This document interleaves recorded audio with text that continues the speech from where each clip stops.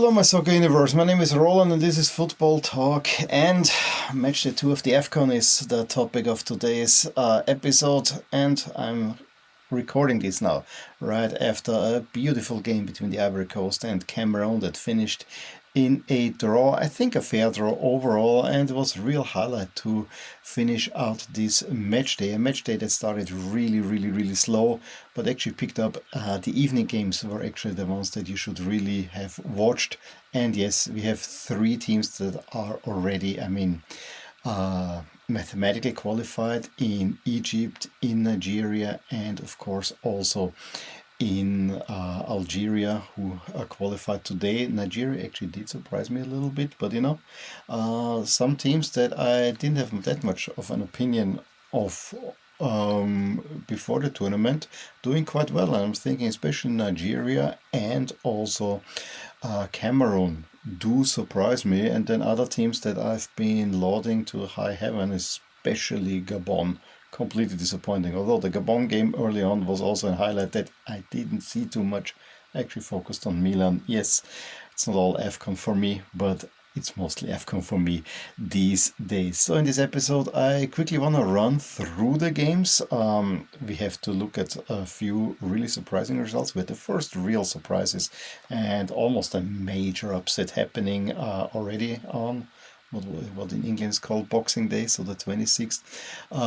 Then we look at the standings of where this will go, the expectations, favorites, and then we look a little bit at the upcoming match day, and I really hope to have this out early in the morning on the 29th. I mean, not early, but midday, so you can listen to this as a preview of the final round.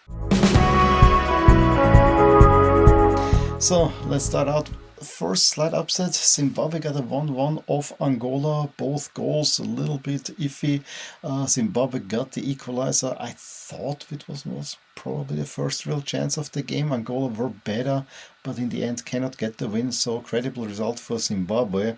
And as I already said, Egypt, South Africa, horrible game, absolutely horrible game. Also refereeing not that great. I mean, the penalty, yes, it's a hand in the face, but please, the player doesn't even know that Salah's face is there.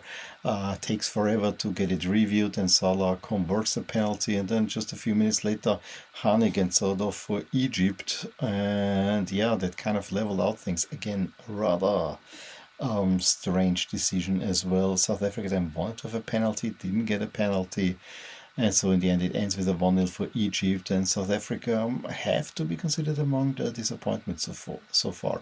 Zambia, Comoros 0-0. Let's not talk more about that. I think the Morocco game against Mali, that was the one to really talk about. Only a 1-1 draw, and both goals came from the penalty spot. I think both penalties were penalties, at least in the modern interpretation. Both of them were seen as contentious. I thought in the first half, especially Morocco were the better team. However, as soon as Mali got on the board, they gave Morocco quite some trouble.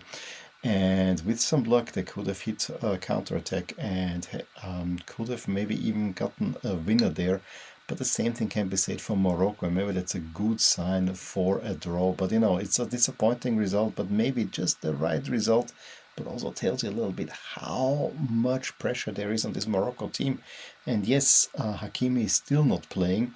Brahim Diaz is still stepping up, and I think overall the team seems to be working, but sometimes they seem too eager to impress, and that really doesn't work.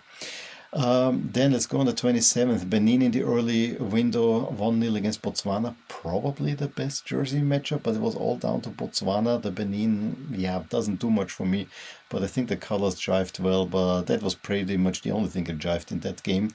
Another surprise was Senegal only managing a 1-1 against the DRC. I mean, they were better in the first half, created more chances. The DRC were more there to defend, and then they pounced. Bakambu just dusted it off, and at 61st minutes, a 1-0 DRC, and you really think, is there another upset really in the cards?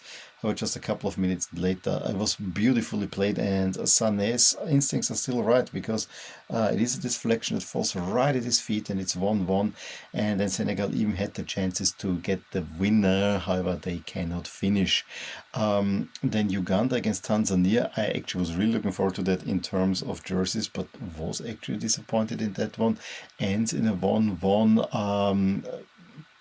Little bit of an upset, I think, from the Uganda point of view. I mean, both of these were outsiders. And then Nigeria against Tunisia. I was surprised how good Nigeria were in that match. And Tunisia brought plenty of fans, had plenty of support, and very late on almost got the surprise result. However, Nigeria should have led by 2 goals at least at halftime. They had the better chances. Victor Osimhen actually did have a couple that he usually converts. He gets the go-ahead goal finally in the 44th minute. In the 50th minute, Ndidi heads it home. And then Lukman finishes off a nice attack via the inside of the post at 3-0 in the 67th minute. And at that point, you're really worried that Tunisia might get shot out of the stadium.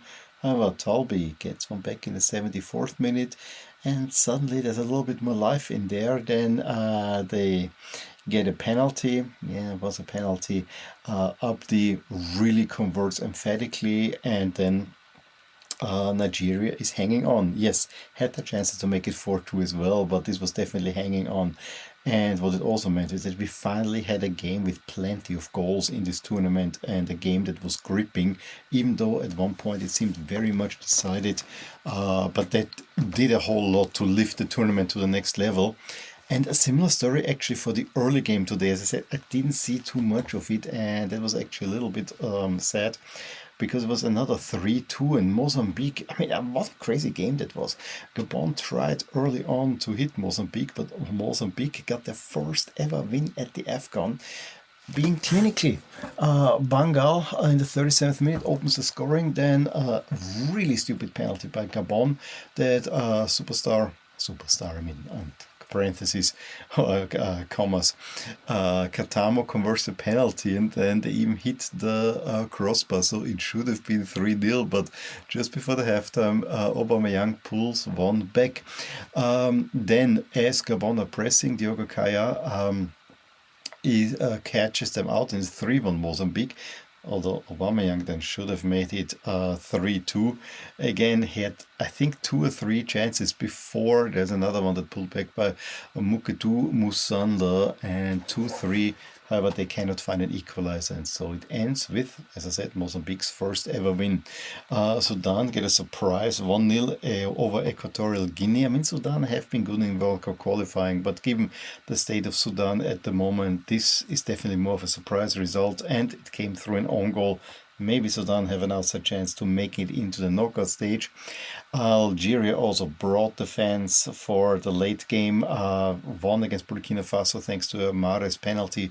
Were overall the better team, that has to be said, but couldn't really convert their chances. I mean, some of the chances they had, I mean, there were some great parades in there on both sides, especially late on. Was not a bad game, but I felt it could have delivered a little bit more.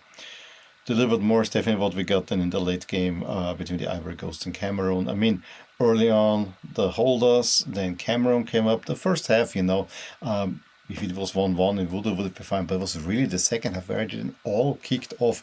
I think Cameroon hit the crossbar once or twice in that game, but it was never really that obvious. I know the Ivory Coast also hit one. It blurs all a little bit. But you thought that Kessie had given the Ivory Coast the lead in the 47th minute. However, I think there was an offside in there, or a foul in the build-up. Then Cameroon right back hits the woodwork, and then again coming back, Diallo with a wonderful shot from far out gives the Ivory Coast a 1-0 lead. That is then by a deflected shot equalized by Jamadeo in the 56th minute. So the opening 10 minutes, absolute wonderful stuff. There was action left, action right, and the game then a little bit slowed down, but both teams really were trying to go for the win. That it ended only in a 1-1 draw was a little bit of a miracle, I gotta be honest. in the standings now, we have Morocco ahead of Mali and Zambia, but Mali have the game against Comoros still outstanding, so with a win. And if Zambia do something against Morocco, this is not quite yet decided. Egypt, as I said, are through. South Africa also looking rather strong. Angola only outside chance with that draw. Nigeria through. Tunisia also looking strong because Tanzania and Uganda will have a hard time taking Tunisia out of there. And Senegal, DRC, and Benin. I mean, Benin with that win, a good chance of qualifying already for the round, even if they only finish in third place. The same thing goes for Algeria, Burkina Faso, and Sudan. And of course, the Ivory Coast, Cameroon, and Mozambique. If I look at the expected standings, it basically confirms what we're already seeing. Not much has changed except that Nigeria is really now ahead of Tunisia, something I did not expect ahead of this tournament.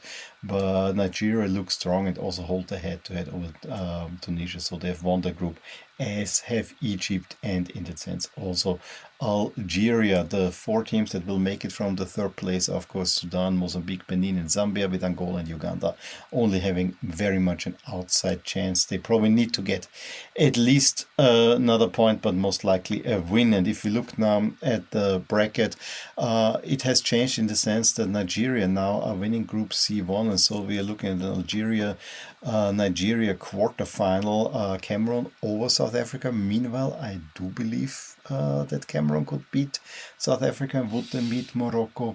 The other matches were unchanged, and we're still looking at a Senegal versus Morocco final. The overall favorites also Morocco, Senegal, even though they have not been convincing, still the favorites Algeria, Egypt also in there.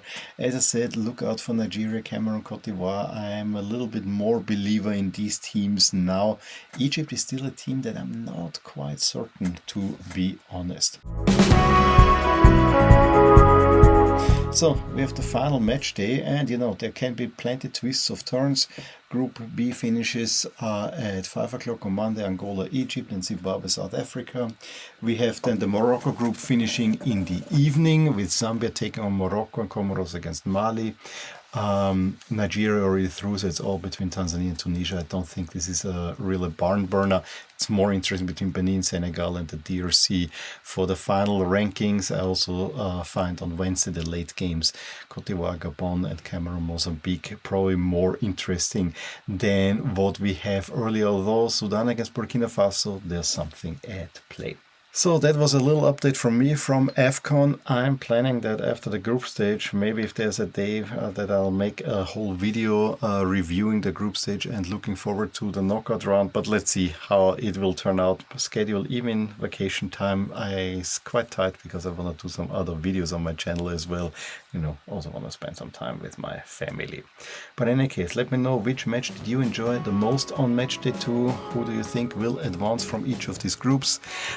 As always, subscribe to this podcast to show my support, tell somebody else, and I'll talk to you soon about more things in my soccer universe. Bye!